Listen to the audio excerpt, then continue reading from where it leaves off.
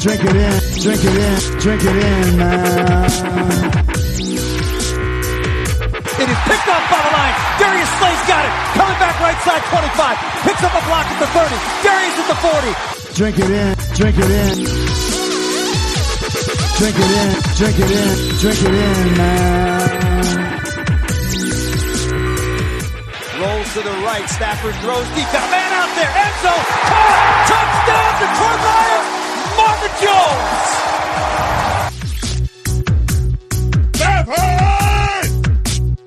Drink it in, drink it in. Touchdown, Detroit Lions. Cornbread.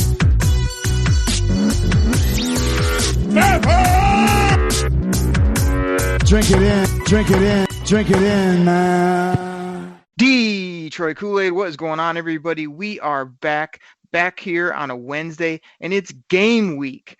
The regular season is here. The Detroit Lions are heading down to the desert to take on the Arizona Cardinals this Sunday, 4:25 kick. Somewhat East Coast team going west. Big game for the Lions, kick off the season. Lots of question marks, lots of firepower, I think, on both sides of the ball, offensively and defensively for the Lions. I don't know about the Cardinals, but Grifka, you're back in the building. We're talking Lions. How are you, buddy? I'm doing good, man. I'm just so excited that football is finally back. I mean, I can't wait for Sunday. I realize it's only Wednesday, but can't wait to watch the Detroit Lions. Man, this is a huge football game in my opinion, but we'll get to all that. We've got a few things planned this week that we're excited about, but let's go ahead and talk off the top about some general thoughts on the 53. I mean, I know you probably kept your ear on things while the Lions were making their cut downs, got down kind of late in the day there. You know, it's supposed to be that 4 o'clock deadline or whatever it is. Seemed like it went way into the evening before we really got that roster. General thoughts, anything that really surprised you? Just some of the things that, went down with, actually kind of afterwards that, who made the practice squad, who didn't make the practice squad, was that PJ, the defensive tackle, he didn't make the practice squad, which isn't, too big of a thing, but, really interested also when, Chris Lacey looks like he's going to be the 4th wide receiver, him being there. Kind of surprised, was it Charles Washington? I know he's down the depth chart in defensive back, but he was pretty much like the premier special teams player last year. I know we kind of rip on it being, special teams, it is 1/3 of the game, but since, the team must have thought he really didn't bring anything else besides that, the kick coverage, the tackling, things like that, where that they could probably get that production out of somebody else. But still, was kind of surprised that he went.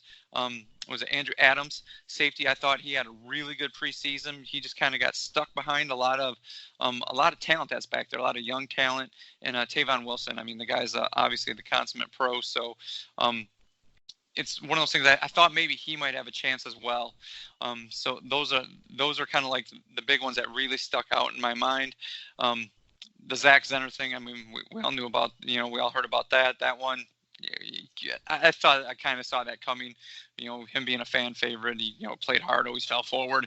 But that one right there wasn't too surprising. But, other than that, it seemed like a lot of the positions were hammered out.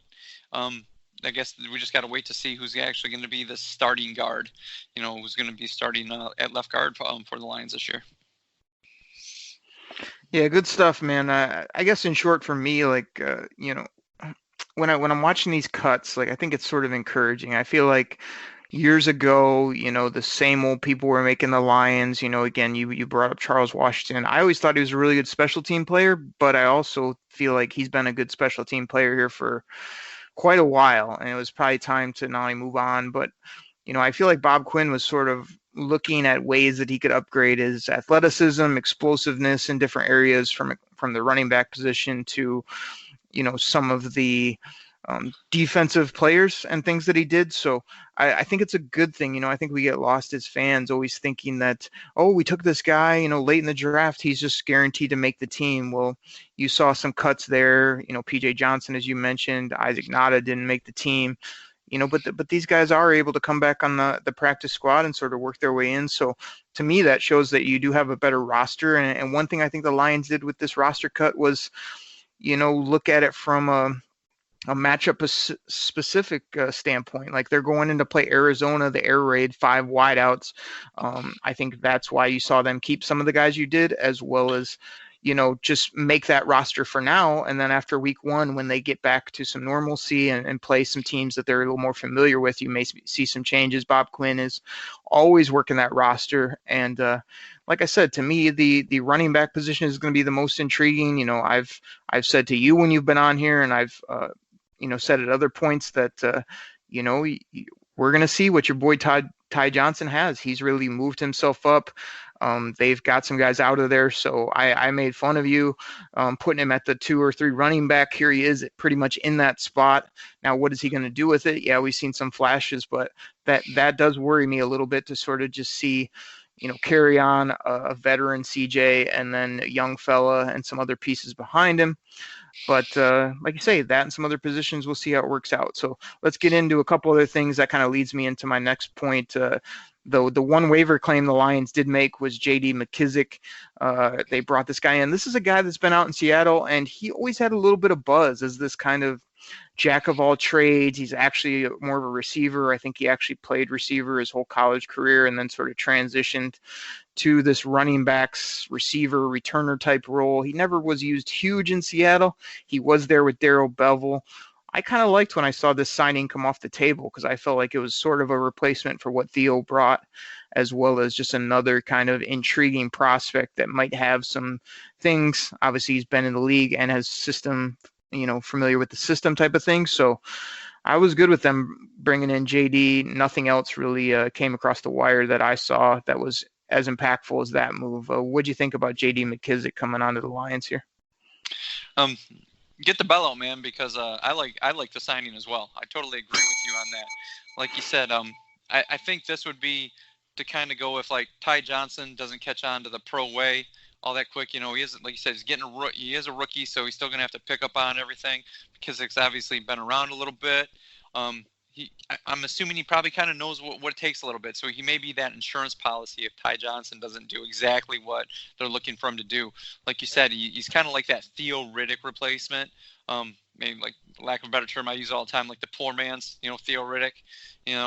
So it's one of those things I really liked it when it came across, and I know was it the Lions had to make that roster move where they had to like, I guess, waive or release Logan Thomas, and everybody's like, well, they only got 2 tight ends, but and I know it comes down to, I can't remember all the ins and outs of it, but it's like Logan Thomas is one of those vested veterans, so he didn't have to go on to waivers and clear it.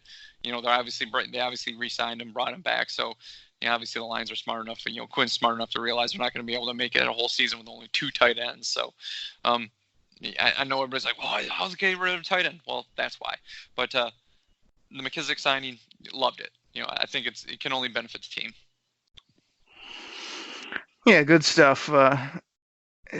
You sort of backtracked a little bit on your boy Ty. I mean, this is where you got to step up because not only is he going to be counted on, but he's shown flashes and he's going to have to make plays. This can't now be like you pubbed him up and now it's like, wait and see. Maybe he'll get into the mix. Like, he's going to have to run, catch it, be involved. And like I say, I've sort of grown. I know Hughes is even coming around on CJ Anderson of saying like, he's a pretty good vet. He showed some of those stiff arms, some of the runs he had, showed some promise. I didn't really know he was a student of the game. I'm hearing all the stuff that he's a coach on the field and he wants to call plays and do all this crazy stuff. So, that's encouraging as well for our running backs. But we'll have to see how that group shakes out because between that and the offensive line, I mean, we need to be able to run the football and protect the quarterback. And if we can do those things, and Stafford can get his feet under him and throw the football, that would be a nice improvement. We need to score some touchdowns. Let's move to the other side of the ball, Grifka, as far as we do news and notes off the top. Like, I was surprised that they kept so many corners, and I didn't really think about it at first, but now I kind of hit on it on my first take about the roster. Is I think this is just for Arizona. They kept your boy Mike Ford. I mean, I know you love him, right? Yeah, I love the sock puppet. The wind sock. So they kept him. I mean, you got AO in the mix. I heard today. I think Sean Melvin wasn't even practicing or something. So I guess he's somewhat hurt. We've got They kept C.J. Moore as kind of a backup safety type player. Who's the other corner? I'm forgetting that they kept on. Mike Ford, A.O., Melvin. Anybody else, or C.J. Moore the other guy that I'm thinking of that they kept on there? I would think. I mean, well, they obviously kept William Harris, but he's at a safety position. And gosh, let me think. Well, Walker, he's a safety. Killebrew, he's a linebacker. D Virgin Grifka. They kept D Virgin on the roster. Like the only reason he's there, I gotta assume, is because they gotta have bodies at corner. I mean, if they run out 5 corners, you can't have 4 on your roster. Even though Harris and some of these other guys can guard. I mean, even Tracy Walker can drop down and cover those type of players. But I think they just went for bodies here as well as young athletes, and I wouldn't be surprised if they move on from these guys here early in the season. But that surprised me. But when you think about who we're playing, it does make some sense.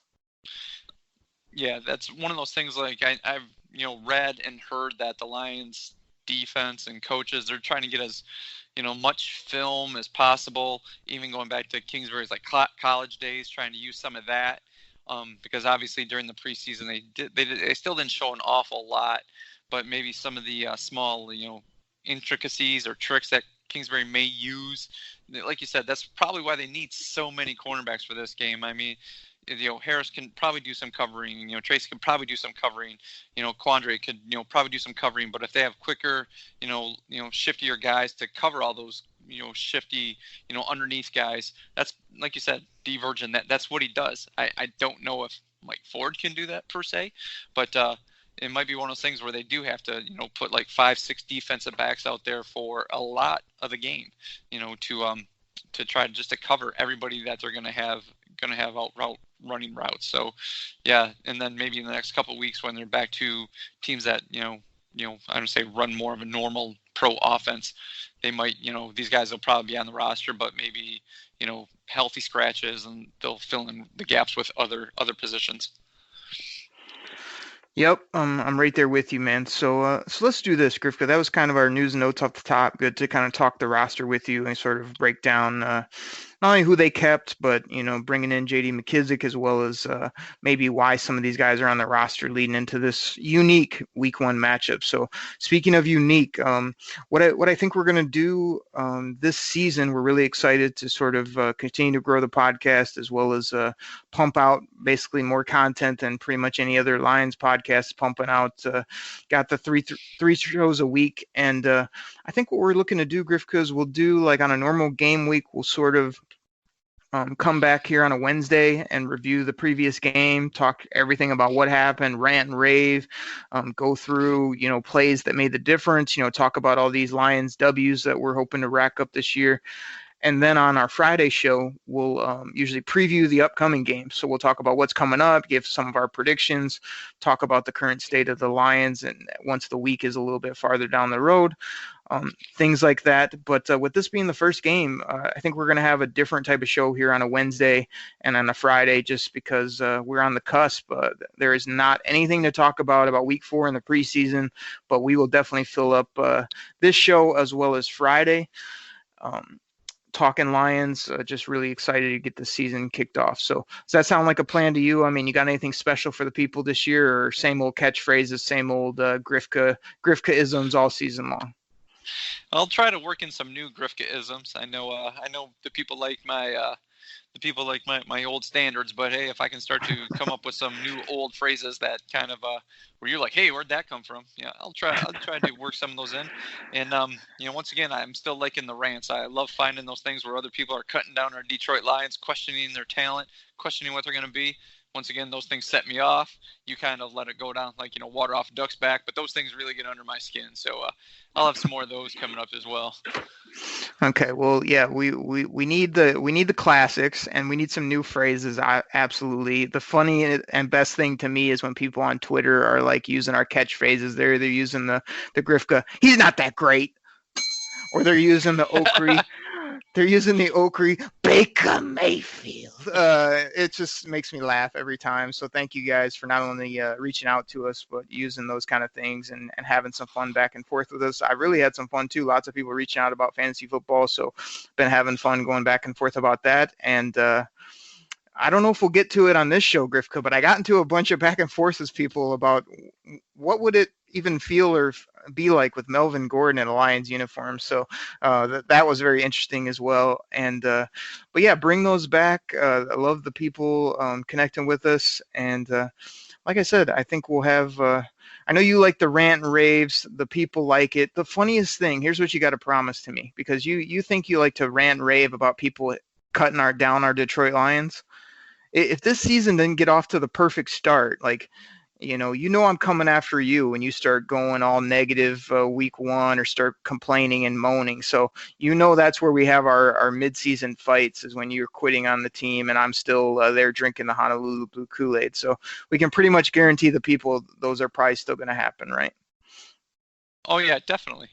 Definitely. I'm just like, it's all, I'm the guy. It's always like the quick brewing storm, like the ones that blow up in the summertime. It's just like, at one point it's going to be 90 degrees outside, sunny. It's like, hey, I'm going to go out and grill, do this. Then you're outside for 5 minutes. All of a sudden, like this freaking Category 5 storm blows in from nowhere. That's kind of the way I am with the Lions. Like, just as soon as like Stafford throws his first bad interception, like, what's going on? So yeah, you know what's going to happen. Oh yeah, there's gonna be some heated moments on the Koolaid Cast this year, but it should be fun. We're really looking forward to this season, and everybody hang in there, because I don't want to tip my hand too much. But between when we come back from this commercial break, as well as heading into our Friday show, we've got some surprises, some unique things planned, and we may have a guest or two join the show, which will be fun as well. So, Grifka, let's get out of here, get our great sponsors in, and we'll come back and talk more Lions football with the people. That sounds good. All right, everybody, we'll be right back. All right, everybody, we're back from the break. We can't thank our sponsors enough.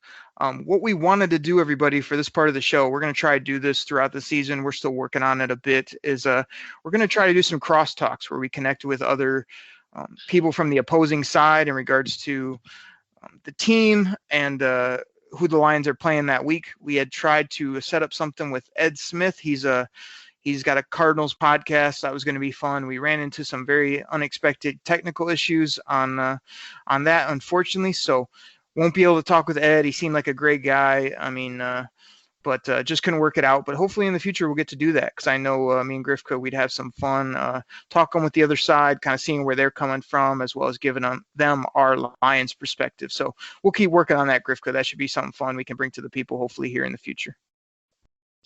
Yeah, it's always interesting to get the point of view from the the other fort. So I was looking forward to that. It's just too bad we couldn't get it worked out. Yeah, man, no problem though. So Grifka, we got plenty to talk about, and you know what we do. We don't mess around here on the Detroit Koolaid Cast. So Grifka, let's talk about this game a little bit. Let's break it down between me and you. Grifka, what the heck are we going to see from Kyler Murray in his NFL debut? I mean, it's the talk of the NFL. Nobody has a clue of what we're going to see. This is why this football game worries me a little bit. Kyler Murray, his first regular season action against our Detroit Lions. What do you think is going to happen this Sunday? I mean, this is a huge mystery, and like we had mentioned before the break, when the Lions have a lot of defensive backs, saved to or actually on the roster for this game, probably to combat all the wide receivers they're going to throw out there. And I know, like I said, I read up that Lions are trying to get as much college tape of Kingsbury, what he ran down at Texas Tech, just to try to see what they can try to put together for some sort of game plan. But with Kyler Murray being a rookie quarterback, it's going to be one of those things where it's the old cliche that you hear out of, any broadcast that you're watching. They're just going to try to get him comfortable. So I picture a lot of, quick releases, a lot of short passes to start with, just trying to, get his feet wet, get him comfortable. And I know it's like he's obviously in practice running all these routes and, and they still didn't run a whole lot and show a whole lot of their offense, in their preseason games.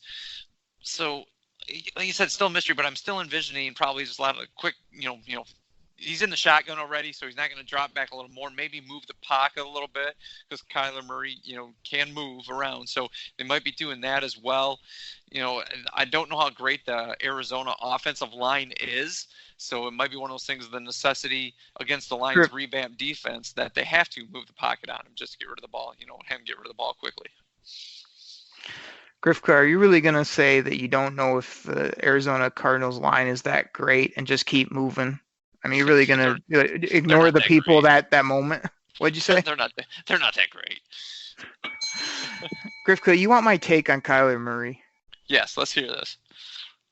Okay, so again, we did our season predictions. We're drinking that Detroit Koolaid, but I am worried about this Sunday just because I feel like he's got the ability to escape the pocket.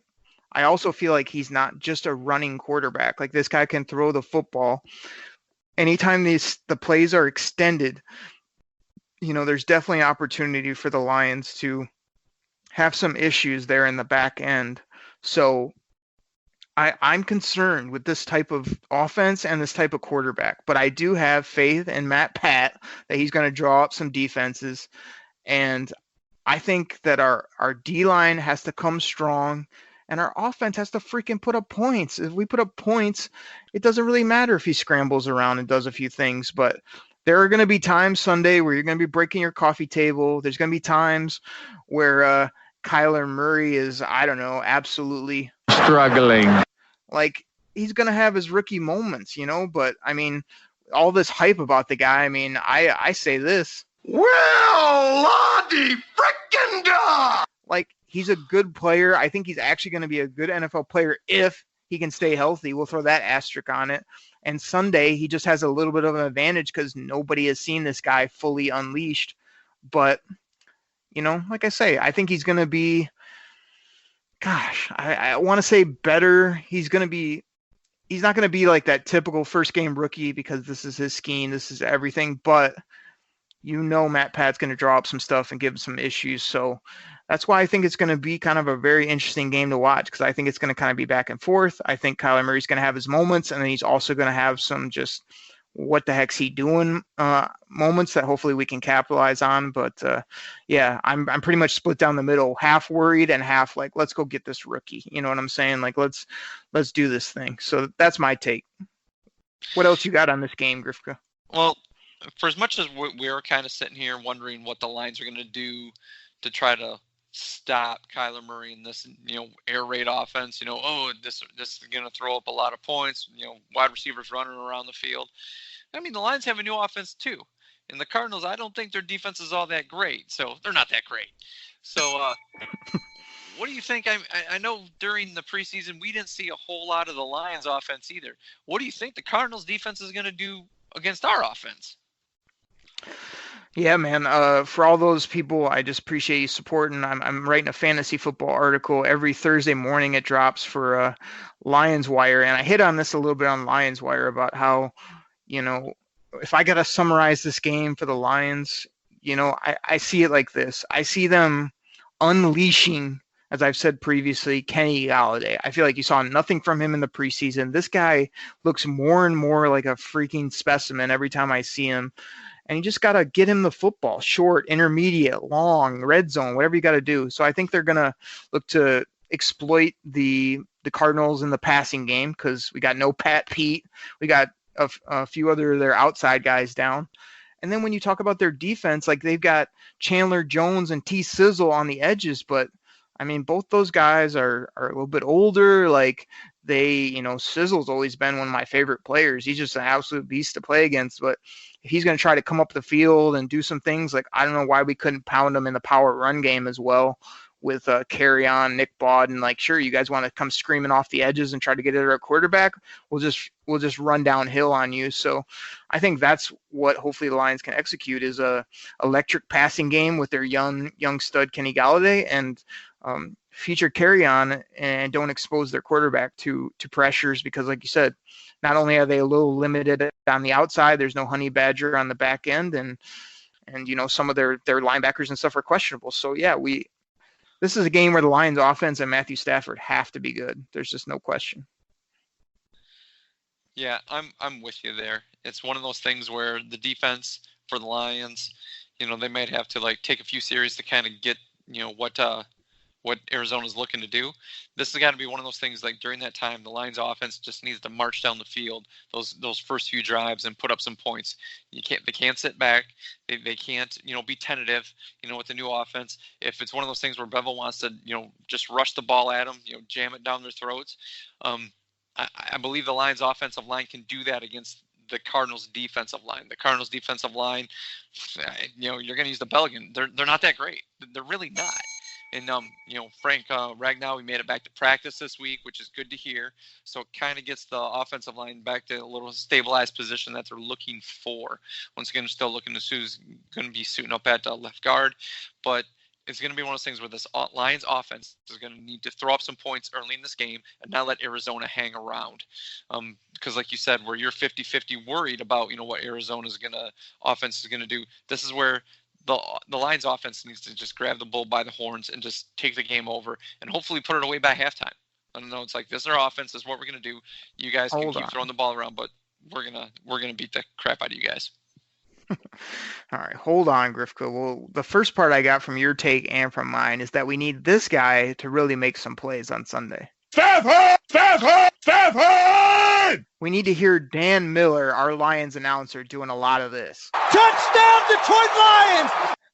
But then you got all crazy going Grifka, where you go from like worried and negative to like going crazy on me, talking about beating the heck out of this team, ending it by halftime. Grifka, this is another NFL team. Like, I know they picked number 1 in the draft. I know they're rebuilding, but you don't go on the road and just smash people, especially when they have this funky offense and, an athlete at quarterback. Like, I don't see this being a beatdown. I see this, I'm just wondering, is our defense going to keep them low scoring, or is this going to be 31-28 when it's all said and done? I just really don't have a take until I see, because like you said, the biggest thing that we know or don't know from preseason is nobody showed anything. So like, I'm sitting here going like, do we have a great new offense, or are we going to like have the same type of issues we've had in the past? Is Matthew Stafford raring to go, or is he going to be just getting his legs under him? I don't know. So ease back on the beat them down, punch them in the face, take their candy by halftime, because I just want to win this game. I don't care if it's by 1 point or by 20. Let's get a W. Yeah, I mean, I'll take a 1-point win as well. But don't get me wrong, if the Lions are up, 35-3 or 35-10 at halftime, I'm going to be feeling pretty good about it. I mean, wouldn't you? Well, yeah, but I don't see it, even being that type of ball game. That would shock me if we just go in and absolutely dominate them. They do nothing on offense.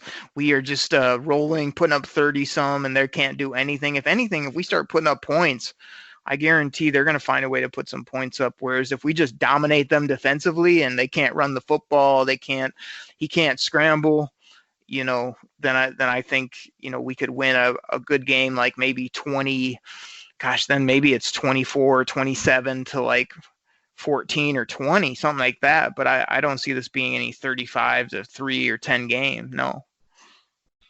That would be nice though. It would be tremendous. But I mean, like you say, other rookie quarterbacks that don't have that skill set, you're kind of like, oh yeah, we're just going to come in, throw all these blitzes at this guy. He's going to have no way of how to counteract it. Like, you know how it goes, man. This guy gets out of the pocket. It's going to be tough to get him on the ground. I mean, the best case is here's my thing. Grifka, have you envisioned in your head these names right here?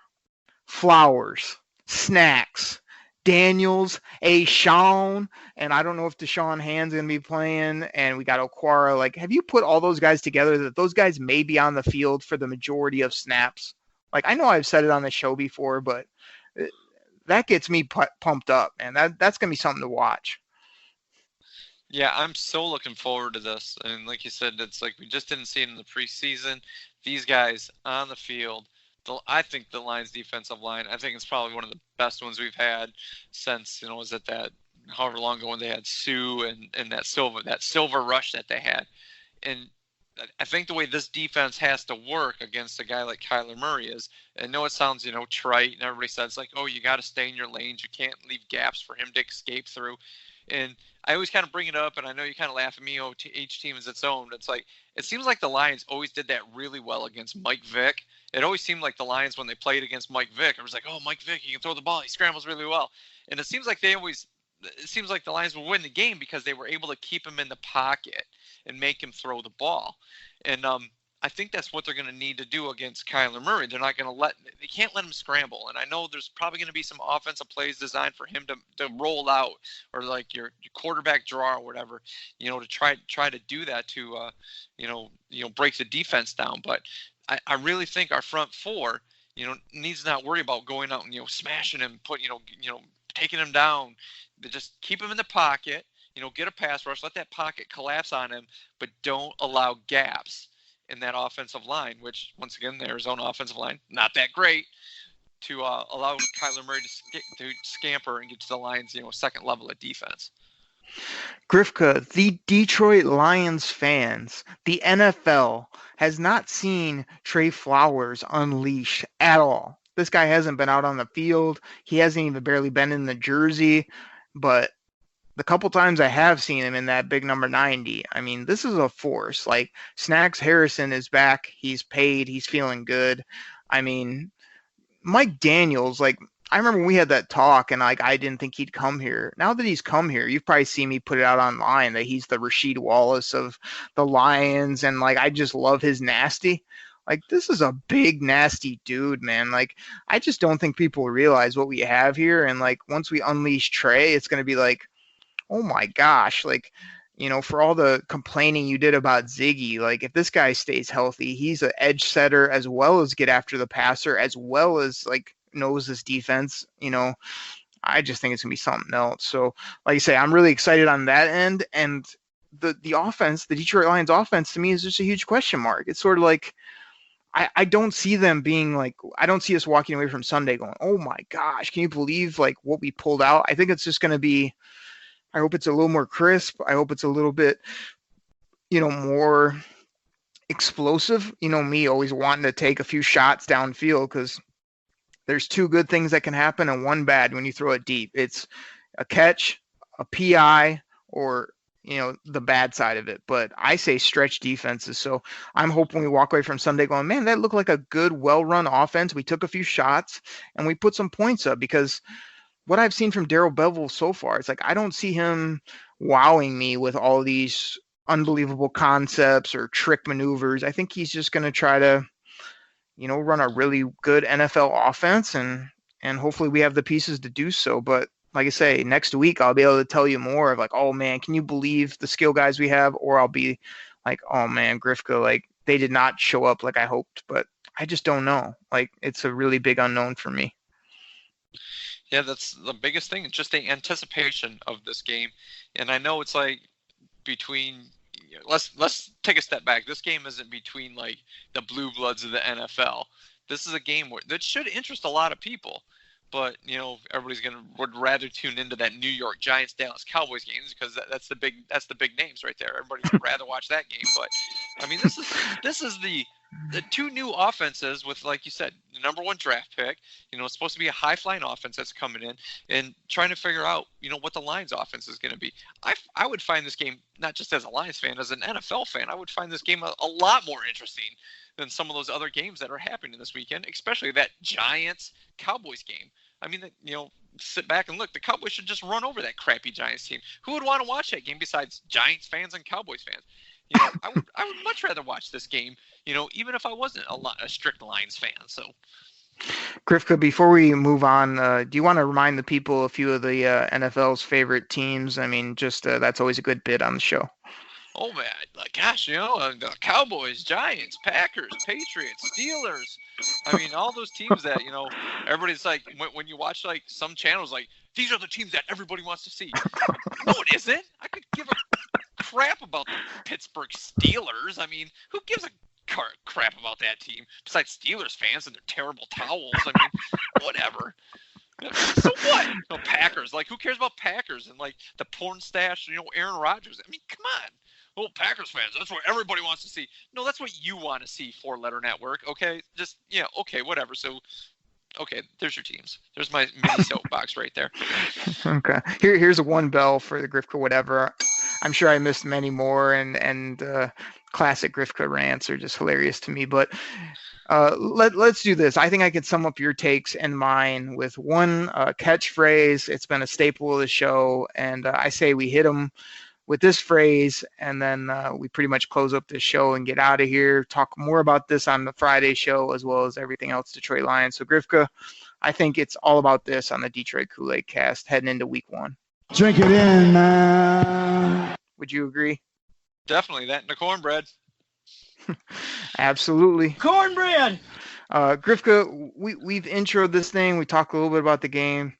Let's go ahead and get out of here. We'll come back Friday, do some more things, talk some more Lions football. But I got one more question for you. The people are waiting. They want to know. I mean, it's the question on everybody's mind other than, is Kyler Murray, what is he going to do? Grifka, you got anything else for the people? Nope.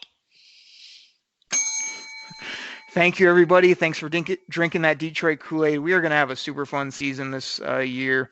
Regular season football is here. We're going to be previewing games, breaking down games, bringing you fun articles. Lions haters out there, we're going to be interacting with you on Twitter, all that type of stuff. Please get at me at Derek Okrie, DEREK, OKRIE.